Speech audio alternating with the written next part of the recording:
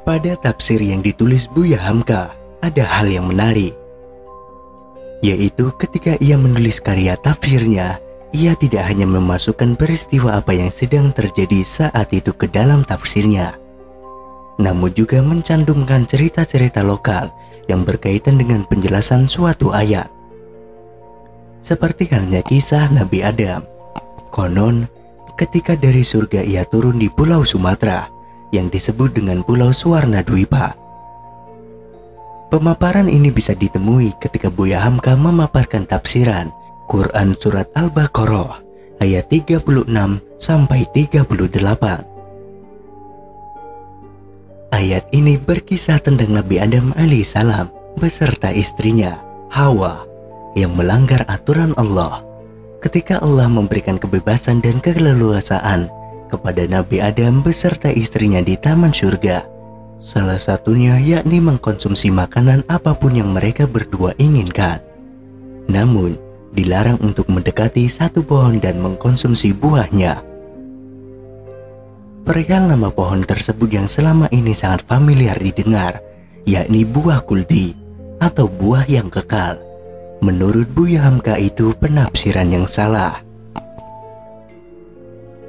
Sebab bukan Allah lah yang menamainya, melainkan dari setan yang ketika membujuk Nabi Adam. Dalam riwayat yang ditampilkan oleh Ibnu Jarir Ar-Tabaki dalam tafsirnya, dan juga dari Ibnu Abi Hatim yang diterima dari Abdullah bin Mas'ud beserta sahabat lainnya, menceritakan bahwa ketika itu iblis hendak masuk ke dalam surga, namun dihadang oleh malaikat penjaga surga. Lalu iblis merayu seekor ular yang waktu itu masih berkaki 4 agar diperbolehkan masuk ke dalam mulutnya. Ular tersebut mengiyakan dan masuklah iblis ke dalamnya, sehingga mereka bisa masuk ke dalam surga. Melalui ular tersebut, iblis pun leluasa merayu Nabi Adam agar memakan buah terlarang itu. Namun, karena Nabi Adam selalu menolaknya, akhirnya iblis pun merayu Hawa, dan Hawa akhirnya termakan bujukan rayuan si iblis, hingga keduanya memakan buah tersebut. Maka atas perbuatannya itu, turunlah ketiganya ke bumi ini. Lalu, di manakah Nabi Adam dan Hawa pertama kali diturunkan? Jawaban inilah yang banyak menguntai banyak pernyataan. Dikutip dari riwayat Ibnu Hatim yang diterima dari Abdullah bin Umar, bahwa Nabi Adam diturunkan di Bukit Syafa, sedangkan Hawa diturunkan di Bukit Marwah. Dalam riwayat selanjutnya dijelaskan bahwa Nabi Adam diturunkan di antara Mekah dan Taif. Kemudian di riwayat Ibnu Akasir dari Ibnu Abbas, bahwa Nabi Adam diturunkan di Hindustan, sedangkan Hawa di Jeddah. Ini adalah riwayat yang sering dijumpai. Namun, tahukah Anda bahwa Buya Hamka memaparkan cerita yang berbeda dan bahkan bertolak belakang dengan riwayat-riwayat tersebut? Dikutip dari Syekh Syahid Yusuf Tajul Al-Kawati, dalam surat-surat yang ia kirim dari Cailan atau Ceylon kepada para muridnya yang berada di Makassar dan Banten pada akhir abad ke-17, sebelum Syekh Yusuf tersebut dipindahkan ke Afrika Selatan, beliau selalu menyebutkan bahwa beliau sangat bersyukur sebab di pulau pengasingan itu, yakni Pulau Serendip, selain menjadi tempat turunnya Nabi Adam, beliau masih bisa beribadah kepada Allah. Cerita dari Syekh Yusuf itulah yang kemudian mewarnai khazanah cerita-cerita terkait Nabi Adam. Waktu itu, Pulau Serendip diduga kuat adalah nama lain dari Pulau Ceylan. Namun, dalam penyelidikan para ahli yang terakhir, kata Buya Hamka, Pulau Serendip bukanlah Pulau Ceylan, melainkan Pulau Sumatera. Karena kata Serendip merupakan bahasa Sanskerta yang ditulis menggunakan bahasa Arab. Maksud dari Serendip ialah Suwarna Dwipa, yang merupakan nama lain dari Pulau Sumatera pada zaman dahulu. Sekalipun ada rasa bangga sebab asal muasal manusia dari Pulau Sumatera, kata Buya Hamka, namun dari cerita-cerita tersebut tidak ada yang bisa dipertanggungjawabkan, sebab tidak ada satupun hadis sahih yang menguatkannya.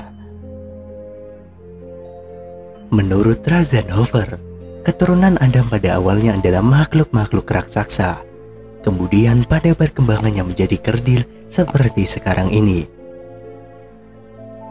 Dan kehidupan manusia menurutnya sudah dimulai sejak jutaan tahun yang silam.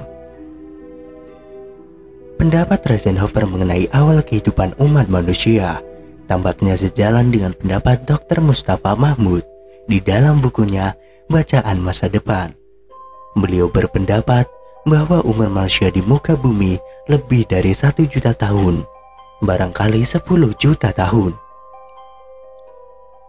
Sementara itu, seorang penulis Irlandia, Lars F. Haglund, berpendapat bahwa tempat turunnya Nabi Adam tidak lain adalah wilayah Skandinavia, Finlandia, Islandia, Swedia, Denmark, dan Norwegia. Meskipun ada kemungkinan Nabi Adam turun di Pulau Sumatera, namun awal perkampungan umat manusia bermula dari dataran Baka. Di dataran inilah Nabi Adam dan istrinya mulai membangun peradaban manusia. Baka adalah nama kuno untuk daerah Mekah dan sekitarnya. Di sanalah mula-mula tempat peribadatan didirikan. Dalam Quran Surat Ali Imran ayat 96, dan Bakah atau Makkah disebut juga Ummul Qura atau ibu negeri. Pada Quran Surat Asy-Syura ayat 7,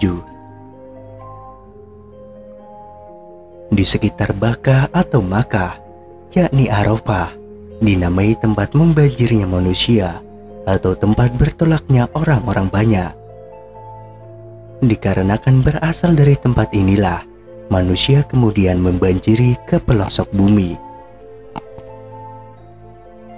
Sebagaimana firman-Nya dalam Quran Surat Al-Baqarah ayat 199, membanjirlah kamu dari tempat membanjirnya manusia. Quran Surat Al-Baqarah ayat 199. Wallahu alam.